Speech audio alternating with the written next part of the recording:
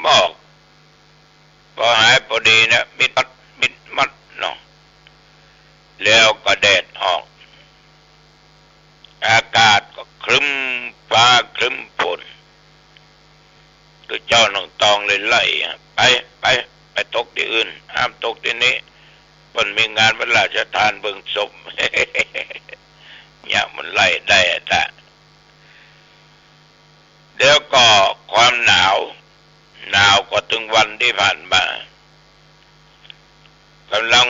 นี่ก็หนาวอยู่หนาวลมห่มผ้าหนาวฟ้าผิงไฟกระญาติโยมหนาวใจห่มธรรมะอุณหภูมิปัจจุบันประเดี๋ยวนี้17 องศาพี่น้องญาติโยมทั้งหลายกลางคืนผ่านมาก็จะตกเหมือนกันแต่ก็บ่ตกนะแต่ว่านี่ตั้งแต่กินข้าวงายแล้วก็ได้ไปในงานพระราชทานเพลิงศพหลวงปู่แก้วจันทสุเมโธวัดคณรถปัสสังแต่ว่านิมนต์เจ้าอยู่14-15 ตนมาสวดมาติกาแล้วก็บังสกุลโอกาสเว้นทานประเคนวัตถุปัจจัยทายธรรมทุเจ้าก็ฮึปอนแล้วก็ฉันเพนที่หันปิกมาวัดมาวานี่ติวลงเดียวจากวัดประสังมาวัดหนองตองยะทาก็เป็นห่วงเนาะปากันล้นด้วยก้นได้สกรรมก็เน้นติดตามมาก็ออกไม่ออกญาติโยมทั้งหลายตกเย็นมาก็ปิกไปแหลมมาเป็นเจ้าภาพเทศน์สวดร่วมกับเปิ้นนิมนต์หลวงพ่อพระเทพสิงหวราจารย์รองจังหวัดเชียงใหม่วัดสิงห์วรมหาวิหารพร้อมคณะประเทศมาสวดคือแล้วก็มีเจ้าภาพหลายคณะร่วมกันจะมาก็เลยร่วมกับเขาเพื่อเสร็จก็3 ทุ่มหรือ9 โมงประมาณ30-40 นาทีก็ปิกวัดปิกวากันปิกบ้านปิกจองกันวันนี้ก็เช่นเดียวกันกินข้าวงายแล้วก็นิมนต์ตุเจ้า20 ตนมาสวดอนัตตลักขณสูตร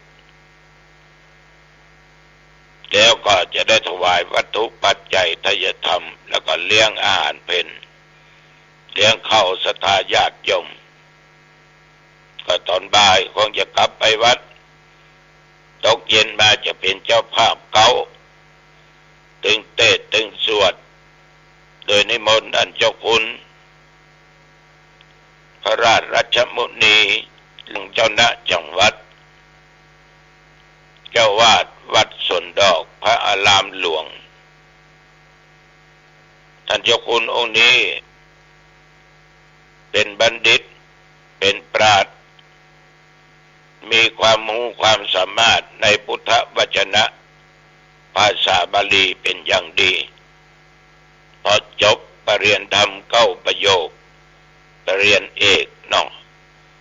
แล้วก็เป็นอาจารย์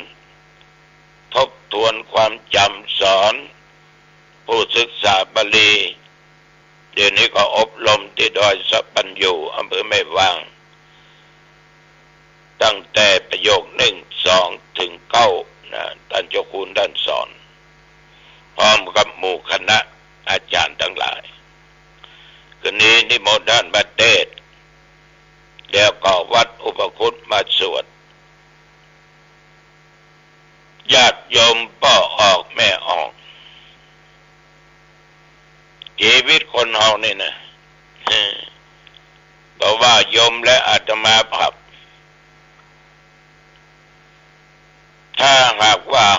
ถือกิเลสมีความโลภความโกรธและความเกลียดความชังความหลงมีในด้านจิตใจเอามาเป็นใหญ่เป็นโตอย่างก็โคตรอย่างก็เม่งไอ้น่ะอันอย่างก็โลภเอาเปิ้นกงเอาของเปิ้นญาติโยมขี้โคตรขี้เกียจอย่างลงอยู่ในกามคุณเนี่ยคนโกงนี่ถึงดีดอกหลายปีผ่านมานั้นมีตัวเจ้าตนหนึ่งได้มอบพระสมเด็จแก่ธรรมาภาพธรรมาก็ขอบใจเปิ้นเนาะดีใจที่เปิ้นมอบมือทีนี้มีศาลามาก่อสร้างที่วัดเปิ้นก็มาถามว่าท่านพระครูพระสมเด็จมีก่อธรรมาก็ตอบว่ามีกับเปิ้นเอาฮื้อมานี่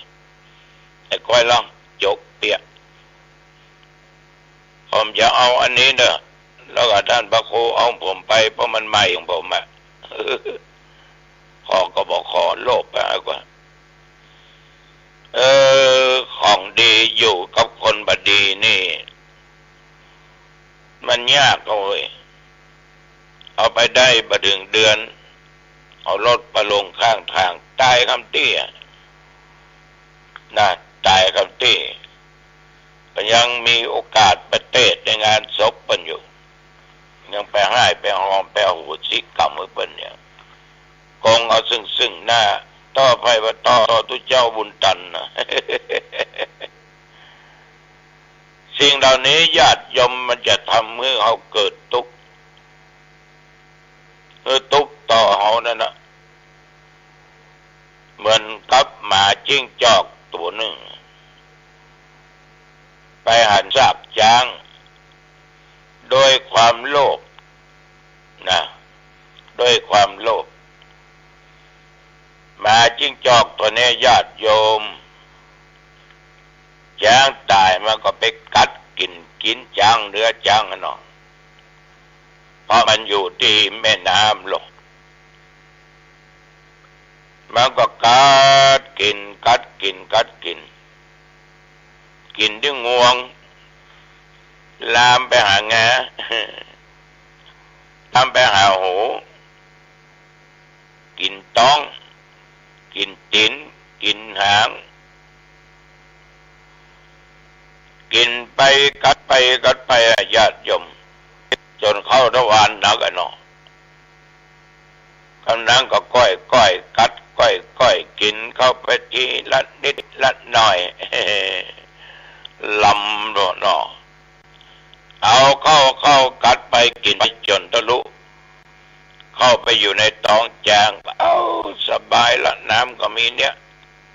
อาหารการกินมีเยอะแยะต่อมาจิ้งจอกตัวนี้ก็นอนกินนั่งกินเนาะอยู่ในท้องจางนั่นน่ะเป็นเวลาเมินพอสมควรมันดึงออกมา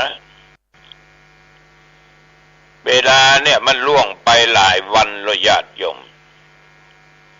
ซากของช้างได้มันก็แห้งลงกำน้อยไอ้หมาตัวนั้นก็ยังต้องกัดกินไปโหอย่างแห้งลงในที่สุดช่องทวารหนักของช้างมันก็ปิดละเพราะนั้นเอาละออกได้ก็ได้มืดตันปีตังบินกันหมาจิ้งจอกตัวนั้นออกมาได้กินเลือดในท้องช้างก็หมดไปต่อก็นั้นไม่ได้กินละโยมเป็นดินทุรนทุรายอยู่ในท้องช้างน่ะเป็นเวลาก็นานพอสมควรวันหนึ่งฝนตกลงมาสว่าทำเมื่อใจคนนั้นขอโทษทำเมื่อช้างหรือซากช้างนั่นน่ะญาติโยมทั้งหลายมันก็เปียกน้ำฝนจุ่มน้ำฝนเนาะเนื้อหนังมังสังอะไรอย่างที่มะค้างก็อ่อนลงเนาะห หูทวารแล้วก็เปิดออกได้ช้างมันก็ดีใจฟังสดออกมา โอ้เอานี่เกือบตายมาเป็นทุกข์กับกินจะรู้ตัวข้าเนี่ยย้อนคือเลสคือความโลภเป็นเหตุคือข้าเกือบตายหรอก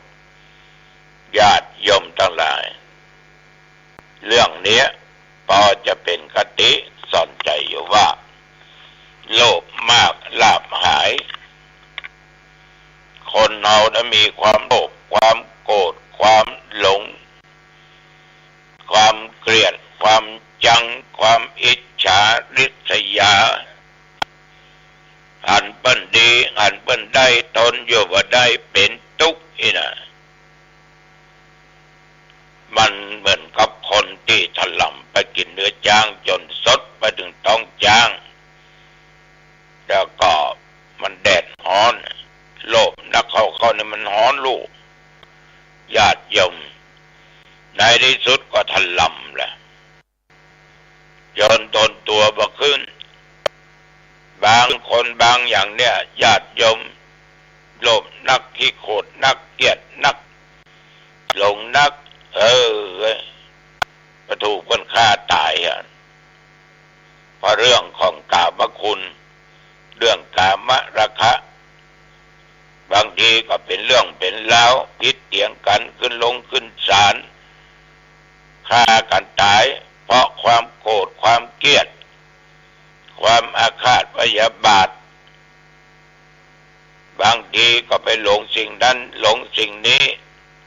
จนหมดเนื้อหมดตัวญาติโยมเป็นข่าวคราวอยู่ทุกวันโยมดูข่าวแต่ละเรื่องก็ให้นำมาพิจารณามาเป็นข้อธรรมมันเป็นจะใดเรื่องนี้จึงเป็นจะนั้นเนี่ยความประมาทก็มาได้นะอย่างเป็นลงข่าวเนาะ มีควาย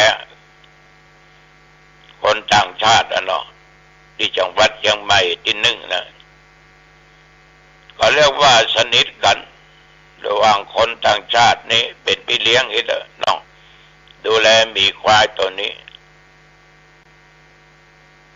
แต่ว่ามันซื้อนึกยื่นอาหารน้ำพึ่งกินตัวก็มีควายเนี่ยมันก็นึกว่ามือนะเป็นน้ำพึ่งกันอย่างกางับเข้าไป ข้างอกข้างอ้อยตะบัดอย่างใดจักอย่างใดดึงอย่างใดก็ตึมออกจนว่ากระดูกกันอย่างกาหักไปตัดสินใจเอามีดที่ไปต่อยฟันแขนตัวเก่าเรียกว่ายอมเสียอวัยวะเพื่อรักษาชีวิตแต่ญาติโยมบางครั้งอันนี้ก็อยู่ด้วยกันเลี้ยงกันใกล้ชิดกันเนี่ยมันบัดแน่ญาติโยมบางครั้งบางคราวเนี่ยมันเกิดอุบัติเหตุได้ฉะนั้นในชีวิตของคนเราเนี่ยญาติโยมธรรมานี่จะอู้ตลอดว่าประเทศที่ไหนเนาะ